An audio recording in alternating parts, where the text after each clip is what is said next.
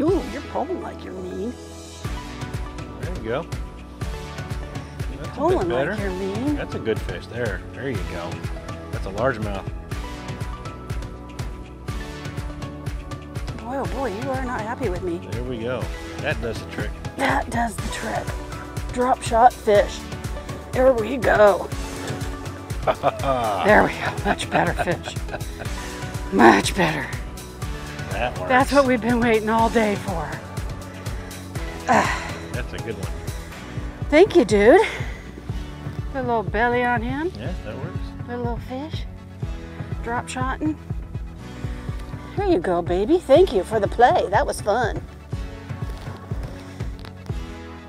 Slowly just saunters off.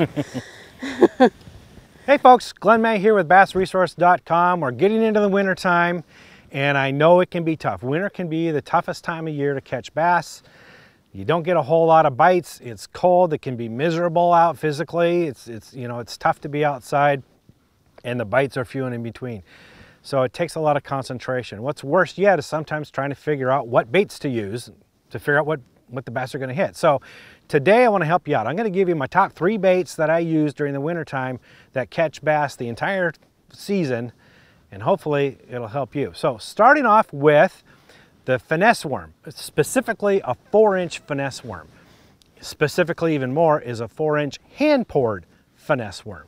Now there's several reasons for that. First of all, a finesse worm doesn't have a whole lot of appendages, so it's not super action, but it gives off a real natural action. And that's where the hand pour comes into play. When the water temperatures get down below 50 degrees, plastic begins to lose its flexibility.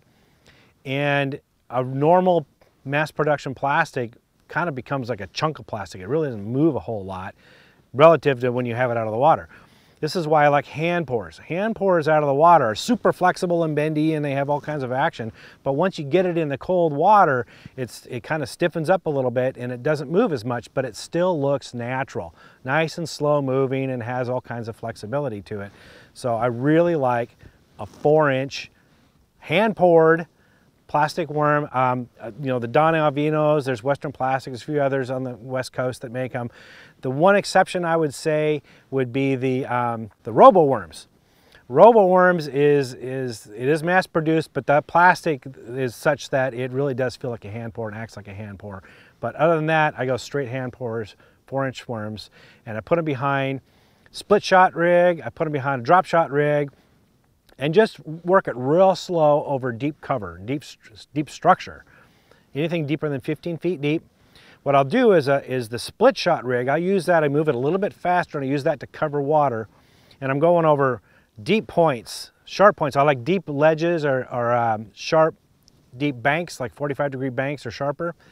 I look for humps, any kind of rock piles, anything down there that's different from just a flat bottom. That tends to hold bass this time of year.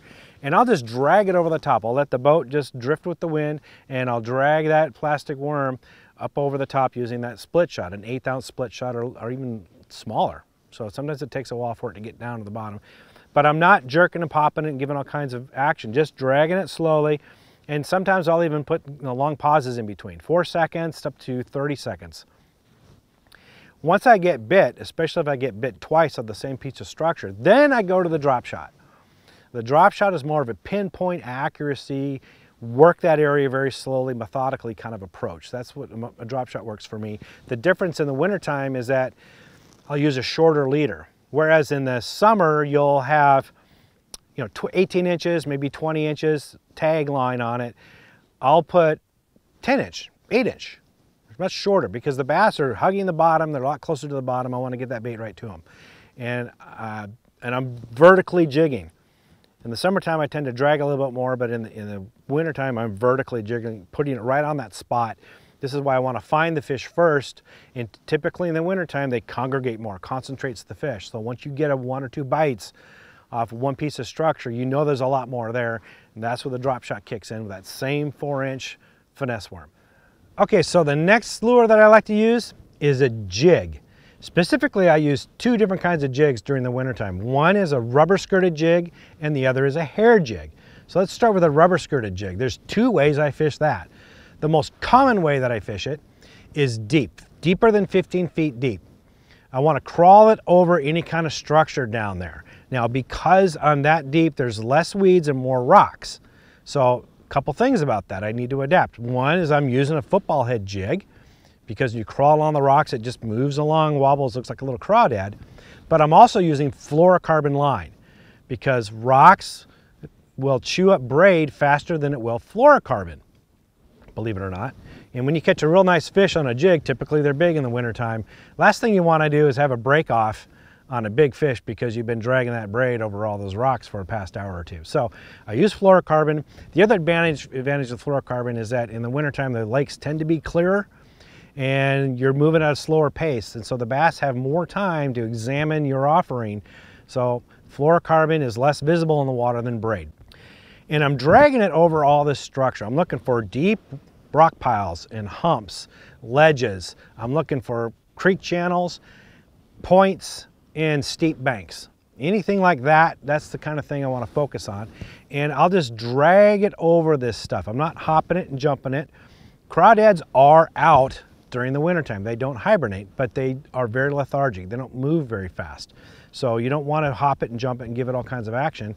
In addition, I changed the trailer. Whereas in the summertime, I'll use like a rage bug or rage craw trailer where it has a lot of action. Those flappers just move a lot in the water. Wintertime, I'll change that up. I'll use like a zoom chunk or maybe a V&M cherry bug. Something that doesn't move a whole lot, but still looks like the shape of a crawdad. That's what I want to have. And then, like I said, I drag it over this stuff with long pauses in between. I'll give it up to, maybe 4 or 5 seconds pause, all the way up to 30 seconds. And experiment with the duration of that pause. That is more key to anything else when you're fishing in the wintertime, is how long you wait before you move that bait again. So you need to experiment with that to figure out what that cadence is and zero in on that, and you'll catch more fish. The other way that I fish a rubber jig is if I'm fishing a lake that has a winter drawdown. When they start to draw that lake down, what happens is the crawdads will come out of their mud holes and out of their crevices. They got to move deep. They got to get down below that frost line.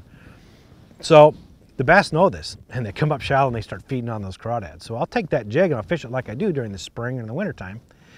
And I'm flipping and pitching it and casting it to everything I can see, any kind of visible cover. Mostly docks, but also you can find rocks and logs, any kind of weed edges, as long as the weeds are still green, sunken trees, stump rows, whatever you can find, deep, up to 15 feet deep. And if you've had a stretch of warm weather or stable weather, well, along with that drawdown, that's perfect conditions. You can have yourself a really good day, so don't miss out on that opportunity. Now, hair jigs. There's 2 ways I fish hair jigs. One is just like the rubber skirted jig. I fish it deep using a 1/4 ounce to 1/2 ounce jig, football head jig, and just crawling it over everything down there. I don't use a trailer with these. I'm trying to resemble more something like a sculpin or a bait fish that's crawling in the mud down there.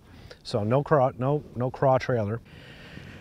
The other way I'll fish it is if there's school of bait fish. Sometimes this happens with perch and sometimes with shad during the winter times. They'll ball up, be a little bit offshore, kind of suspended over deeper water. If you find those on your depth finder, it's a tight ball, that usually means you have predators around that are feeding on them, typically bass. If it's a loose ball of shad or whatever, then they're not under attack. There probably aren't any bass around. But if you find that tight ball, what I'll do is I'll take that hair jig and I'll drop it right through that school. I want to get it down through the bottom, because typically what the bass are doing, they're sitting underneath and they're feeding on those bait fish as they're dying off or struggling. So you get that hair jig right down, come through that ball of shad, and you'll get whacked. You'll definitely get hit. Sometimes I'll have to heavy up a little bit, especially if it's perch, because they like hair jigs too. So I needed to punch through that ball of bait fish first before it gets to the bass. But yeah, that can be a real productive way to fish and catch bass during the wintertime. So jigs.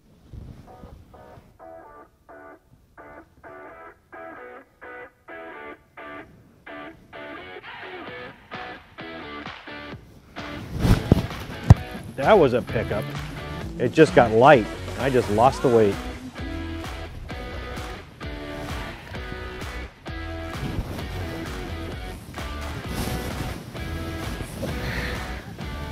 There we go.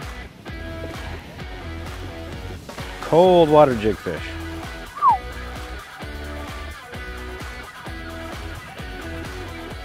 All right, not a huge one, but hey, I'll take it in the wintertime.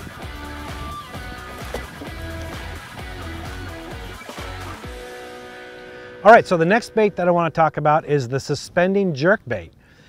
I like fishing a suspending jerkbait because it resembles a dying or a bait fish that's struggling to stay alive, struggling to stay upright, which is an easy meal for bass. So I fish these on fluorocarbon line because the water's really clear and it's a slow presentation. So the bass have a lot of time to examine your lure, and I don't want that lure to look unnatural to them. So fluorocarbon is what I use.